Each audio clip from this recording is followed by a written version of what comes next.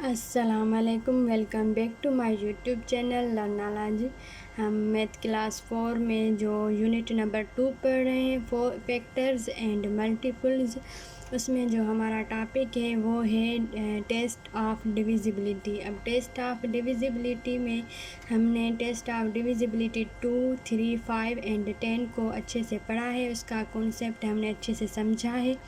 आज जो हमारा लेक्चर है वो है rules of divisibility of four. अब फोर का जो रूल है, डिविजिबिलिटी ऑफ फोर का जो रूल है वो हमें समझना है और पढ़ना है। यहाँ पे देखें, इसकी डेफिनेशन में है the number formed by last 2 digits of number is multiple of four. अगर कोई भी हमें नंबर गिवन होता है तो उसके लास्ट 2 डिजिट्स, मतलब कि उसके जो आखिरी 2 डिजिट्स हैं नंबर के, वो हम देखेंगे कि वो 4 की टेबल में आते हैं या नहीं आते हैं। तो वो हमारा नंबर, अगर वो हमारे 4 की टेबल में आएंगे तो वो नंबर हमारे पास डिविजिबिलिटी ऑफ 4 होगा। तो आइए मैं आपको एक एग्जाम्पल से समझाती हूँ। यहाँ पे देखिए, एग्जाम्पल है 671। तो अब हम क्या करेंगे, ये गिवन नंबर जो है हमारे पास, इसके लास्ट 2 डिजिट्स को, ये लास्ट जो 2 डिजिट्स है हमारे पास, इसको हम देखेंगे कि ये नंबर्स हमारे पास 4 की टेबल में आते हैं या नहीं आते। अगर 4 की टेबल में आएंगे तो वो हमारे पास डिविजिबिलिटी ऑफ 4 होगा। अगर 4 की टेबल में नहीं आएंगे तो वो हमारे पास डिविजिबिलिटी ऑफ 4 नहीं होगा। तो 71 हमारे पास 4 की टेबल में नहीं आता है, तो ये हमारे पास डिविजिबिलिटी ऑफ 4 नहीं है। यहाँ पे देखिए 724। अब लास्ट के 2 डिजिट्स हमारे पास हैं 24। तो ये 24 हमारे पास 4 की टेबल में आता है। जी हाँ, आता है। 24 हमारे पास 4 की टेबल में 6 टाइम्स आता है। 4 6 24 होता है हमारे पास। तो ये 724 हमारे पास 4 की टेबल में आता है। मतलब ये हमारा डिविजिबिलिटी ऑफ 4 नंबर है, क्योंकि कोई भी नंबर अगर हमें गिवन होगा तो उसके लास्ट के 2 डिजिट्स हम देखेंगे। अगर वो हमारे पास 4 की टेबल में आते हैं लास्ट के 2 डिजिट्स, तो वो पूरा नंबर हमारे पास 4 की टेबल में पूरा आ जाएगा, चाहे फिर वो कितने ही नंबर्स हो जाए, लेकिन आखिरी के 2 डिजिट्स हमें देखने हैं कि वो हमारे पास 4 की टेबल में आते हैं या नहीं आते। अब है हमारे पास 636। तो लास्ट के 2 डिजिट्स हैं हमारे पास 36। तो 36 को हमें देखना है कि वो 4 की टेबल में आते हैं या नहीं आते हैं। तो 4 9 टाइम्स हमारे पास 36 होता है। 4 9 36 होता है हमारे पास। तो ये भी जो नंबर है हमारे पास, ये हमारे पास 4 की टेबल में पूरा नंबर आ जाएगा। अभी हमारे पास 216। तो लास्ट के 2 डिजिट्स हमारे पास हैं 16। तो ये 16 हमारे पास 4 की टेबल में आता है। जी हाँ, 4 टाइम्स आता है। 4 4 16 होता है। तो ये भी नंबर हमारे पास 4 की टेबल में पूरा डिवाइड हो जाएगा। अभी हमारे पास 520 नंबर 520 नंबर हमारे पास, यहाँ पे लास्ट के 2 डिजिट्स देखेंगे। ये 20 हमारे पास 4 की टेबल में आता है। जी हाँ, आता है। 4 5 20 होता है। तो ये भी नंबर हमारे पास 4 की टेबल में पूरा डिवाइड हो जाएगा। तो ऐसे जो है वो हम किसी भी नंबर को देख के पहचान लेंगे कि ये नंबर हमारे पास 4 की टेबल में पूरा डिवाइड हो जाएगा या नहीं हो जाएगा, जिसके रिमाइंडर में हमारे पास 0 बचे, जो नंबर हमारे पास पूरा 4 की टेबल में डिवाइड हो जाए। तो ये था हमारा lecture rules of divisibility of 4 का। उम्मीद है कि आपको अच्छे से समझ में आ गया होगा। अगर आपको कोई डिफ़िकल्टी हो रही है या कुछ समझ में ना आया हो, कोई कॉन्सेप्ट आपका क्लियर ना हुआ हो, तो आप मुझसे कमेंट बॉक्स में भी पूछ सकते हैं। अब हम पढ़ेंगे रूल्स ऑफ डिविजिबिलिटी ऑफ 6। अब हमारे पास है रूल ऑफ डिविजिबिलिटी ऑफ 6। अब 6 का जो रूल है वो हमें, डिविजिबिलिटी ऑफ 6 का जो रूल है वो हमें समझना है। इसकी डेफिनेशन है the number is divisible by 2 and sum of digits of number is multiple of 3। इसका मतलब है, ये कह रहे हैं कि हमारे पास कोई भी नंबर गिवन है, अगर वो हमारे पास 2 से डिवाइड हो जाता है और उसका सम करने से उस नंबर के जो डिजिट्स हैं उनके सम करने से हमारे पास वो नंबर 3 की टेबल में आते हैं, तो वो नंबर हमारे पास 6 की टेबल में पूरा डिवाइड हो जाएगा। इसके 2 रूल्स हैं। एक ये कि हमें वो नंबर देखना है कि वो हमारे पास 2 की टेबल में आता है या नहीं आता है, और दूसरा रूल ये है कि हम उस नंबर का सम करेंगे, फिर देखेंगे वो नंबर हमारे पास 3 की टेबल में भी आता है या नहीं आता। दोनों टेबल्स में हमारे पास वो नंबर आना चाहिए, फिर वो हमारे पास डिविजिबिलिटी ऑफ 6 होगा।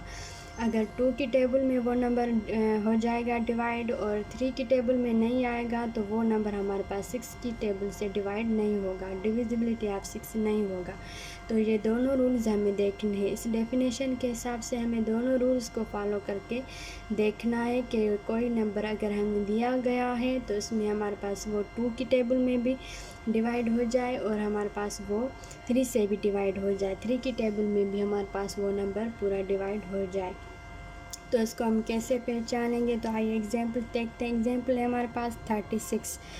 तो यहाँ पे देखें कि इसके यूनिट प्लेस पे मैंने आपको बताया था डिविजिबिलिटी ऑफ 2 में कि हमारे पास यूनिट प्लेस पे अगर हमारे पास 0, 2, 4, 6 या 8 नंबर हो तो वो नंबर हमारे पास 2 की टेबल में पूरा डिवाइड हो जाएगा। तो इसके यूनिट प्लेस पे 6 है, तो मतलब कि ये 2 की टेबल में पूरा डिवाइड हो जाएगा। अब हमें देखना है कि 3 की टेबल में ये नंबर डिवाइड होगा या नहीं होगा। तो इसका 3 का जो रूल है वो भी मैंने आपको समझाया है कि किसी भी नंबर का हम सम करेंगे, सम के बाद हमारे पास जो आंसर आएगा उसको हम देखेंगे कि वो हमारे पास 3 की टेबल में आता है या नहीं आता है। अगर आएगा तो वो भी नंबर हमारे पास 3 की टेबल से पूरा डिवाइड हो जाएगा। तो आइए पहले इसका सम करते हैं।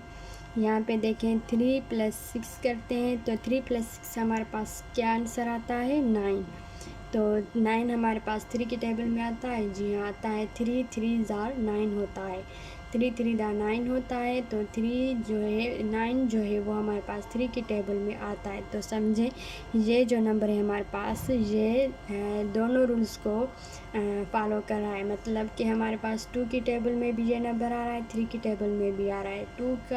2 का जो रूल है उसमें भी ये हमारे पास आ रहा है नंबर और 3 के रूल में भी। तो इसका मतलब ये नंबर हमारे पास 6 की टेबल में पूरा डिवाइड हो जाएगा।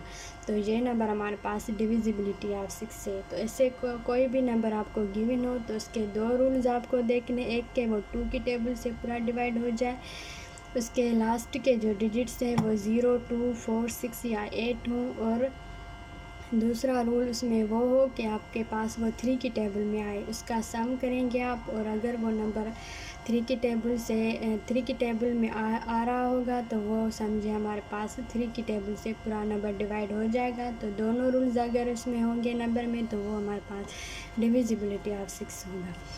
तो अब यहाँ पे देखें 383 है। अब इसका जो यूनिट प्लेस है यहाँ पे 3 है, तो ये नंबर हमारे पास 2 की टेबल में नहीं आ रहा। अब हम इसका सम करेंगे कि ये हमारे पास 3 की टेबल में आ रहा है। तो यहाँ पे देखें 3 + 8 + 3 करेंगे, 3 + 3 हमारे पास 9 होता है, 9 + 8 हमारे पास 17 होता है। तो 17 भी हमारे पास 3 की टेबल में नहीं आ रहा है, और जो 3 हमारे पास लास्ट डिजिट है ये भी हमारे पास 2 की टेबल में नहीं हो रहा। तो ये नंबर हमारे पास 6 की टेबल से पूरा डिवाइड नहीं होगा। यहाँ पे देखें हमारे पास 264 नंबर है, इसके लास्ट डिजिट देखें तो 4 है, मतलब कि ये 2 की टेबल में डिवाइड हो जाएगा। अब इसका दूसरा रूल है कि इसका सम करना है। 2 + 6 + 4, 6 + 4 10 होता है, 10 + 2 12। तो 12 हमारे पास 3 की टेबल में आता है 4 टाइम्स, 3 4 * 12 होता है। तो 12 नंबर हमारे पास 3 की टेबल में आ रहा है। तो इसका मतलब दोनों रूल्स इसमें लग रहे हैं, तो ये नंबर हमारे पास 6 की टेबल में पूरा डिवाइड हो जाएगा। अब है हमारे पास 828, इसके लास्ट में 8 आ रहा है, मतलब ये 2 की टेबल से पूरा डिवाइड हो जाएगा। आप देखेंगे दूसरा रूल इसमें लग रहा है या नहीं। तो 8 + 2 करेंगे + 8 करेंगे, 8 + 8 16 होता है, 16 + 2 हमारे पास 18 होता है। तो ये 2 की टेबल में तो आ रहा है, 3 की टेबल में 18 नंबर हमारे पास आता है। जी हाँ, आता है। 3 6 टाइम्स 18 होता है, 3 6 द 18 होता है। तो ये नंबर हमारे पास पूरा जो है वो 6 की टेबल से डिवाइड हो जाएगा। अभी हमारे पास 522, अब इसके जो लास्ट 523, तो इसके लास्ट का जो डिजिट है ये 3 है, तो इससे साफ ज़ाहिर होता है कि ये 3 है। तो ये हमारे पास इसके रूल के हिसाब से नहीं हो रहा। तो ये हमारे पास समझें कि 6 की टेबल से डिवाइड नहीं होगा, क्योंकि इसके लास्ट में 3 आ रहा है। तो इससे साफ ज़ाहिर है कि ये 2 की टेबल में नंबर नहीं आएगा। तो इसका मतलब यही है कि ये हमारे पास 6 की टेबल से भी डिवाइड नहीं होगा। बाकी अगर हम इसका सम करेंगे तो देखेंगे 5 + 2 + 3, 3 + 2 5 होता है, 5 + 5 10 होता है। तो ये नंबर हमारे पास 3 की टेबल में भी नहीं आ रहा। तो दोनों रूल्स इसमें नहीं लग रहे, तो ये नंबर हमारे पास 6 की टेबल से डिवाइड नहीं होगा। तो होप के जहाँ तक आपको divisibility of 4 and divisibility of 6 का कॉन्सेप्ट अच्छे से क्लियर हो गया होगा। तो मिलूँगी मैं आपसे अगले लेक्चर में, तब तक के लिए अल्लाह हाफिज़।